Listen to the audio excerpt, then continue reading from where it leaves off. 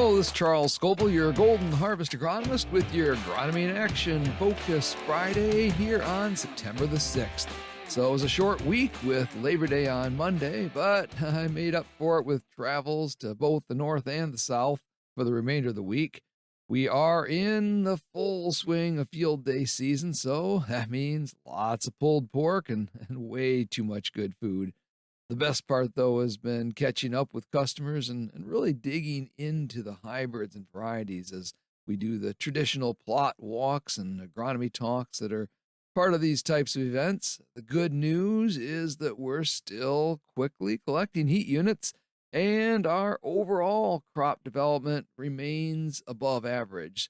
So, checking in with MSU's EnviroWeather's site for this past week, the data shows our crop progress still continuing 2 to 4 days ahead of the 5-year average and nearly 2 weeks ahead of last year. So, specifically in the East Lansing area, we're up to 2,250 heat units, 23 above the 5-year average.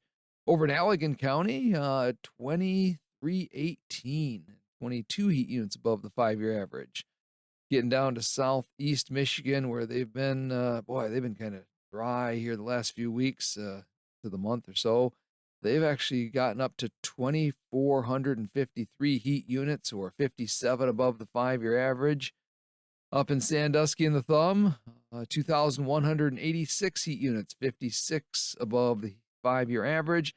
And wrapping up in Ithaca, North Central, they're up at 2,393 heat units, or 63 above the 5-year average. So for the week ahead, we do look to cool down quite a bit this weekend, but we're going to heat back up by the end of next week, so we'll continue to collect these heat units. Very nice for the year.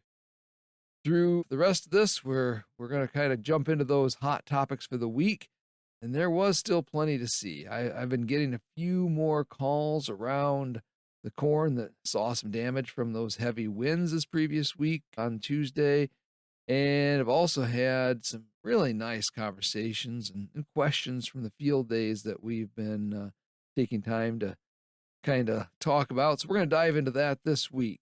So first off, let's talk about stalk lodging and what we saw in the field this week. The good news, if there ever is any good news about stalk lodging, is that the overall damage across the state was relatively minimal. Now, we did see some pockets of damage where I visited these, mainly north of I-96.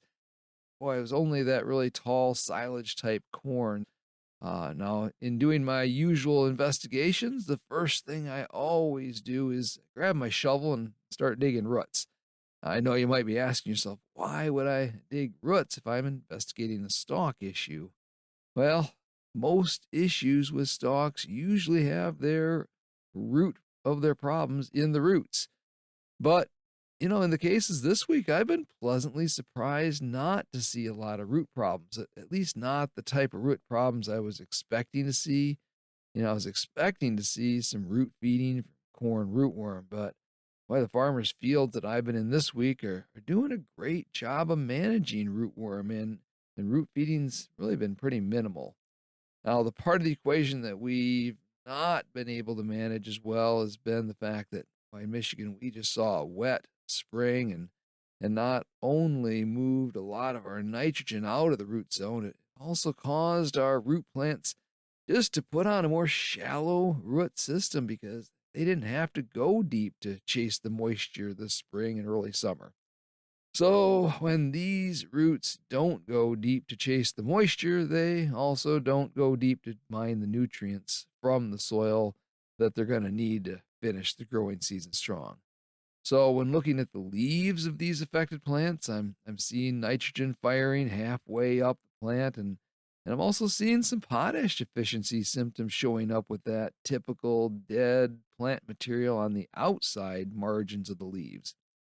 Now, when we get these really tall silage type corns and they put on some good size ears and now they're starting to cannibalize the stalks for that needed nitrogen and potash, and you combine these slightly cannibalized stalks with some strong straight line type winds, it's probably not unexpected that we're having parts of fields blow over.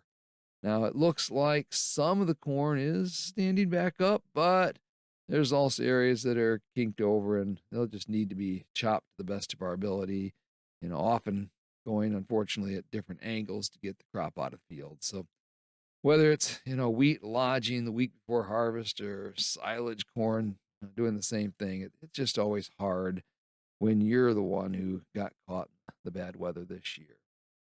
On a more positive note, the general feeling of farmers this week in the field days has been really positive about the yield potential of both this year's corn and soybean crop.